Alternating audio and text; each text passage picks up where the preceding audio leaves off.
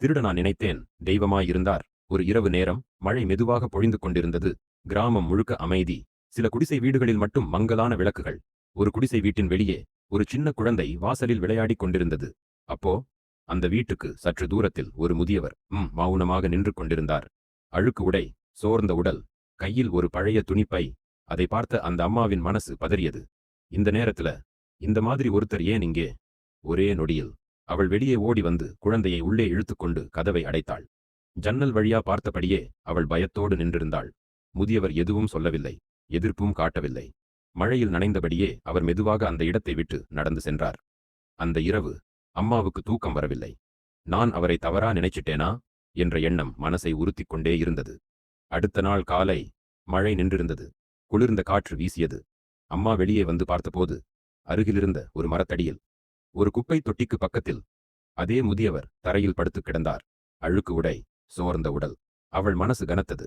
அதே நேரத்தில் வீட்டின் பின்புற சுவர் மழையால் பலவீனமாகி விரிசல் விழுந்து கொண்டிருந்தது. அதை கவனிக்காமல் சின்ன குழந்தை அந்த சுவரின் அருகே விளையாடிக் கொண்டிருந்தது. ஒரு நொடி மண் உதிர்ந்தது. அடுத்த நொடி சுவர் இடிந்து விழப்போகும் நிலை.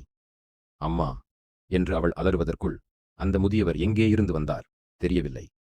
ஓடி வந்து அந்த குழந்தையை தூக்கிக் கொண்டு ஒரே தாவலில் அங்கிருந்து விலகினார். சுவர் இடிந்து விழுந்தது. மண், தூசி, அமைதி. குழந்தை பாதுகாப்பாக இருந்தது. முதியவர் மட்டும் தரையில் அமர்ந்திருந்தார். சோர்வு, சின்ன காயம், ஆனால் அவருடைய முகத்தில் ஒரு நிம்மதி. அம்மா ஓடி வந்து அவர் முன்னால் மண்டியிட்டு அமர்ந்தாள். கண்களில் கண்ணீர். நேத்து இரவு நான் உங்களை திருடனா நினைச்சிட்டேன், மன்னிச்சிடுங்க. முதியவர் மெதுவாக சிரித்தார். அம்மா, நேத்து மழையில் உங்க வீட்டு சுவர் பலவீனமா இருப்பதை நான் பார்த்தேன். உங்களை பயப்பட வைக்க கூடாதுன்னு மௌனமா போயிட்டேன்.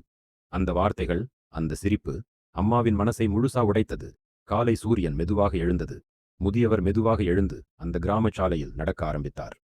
அம்மாவும் குழந்தையும் அவர் போகும் பாதையை மௌனமாக பார்த்து கொண்டிருந்தார்கள். அம்மாவின் மனசுக்குள் ஒரே வரி ஒலித்தது. திருட நான் நினைத்தேன், தெய்வமாயிருந்தார்.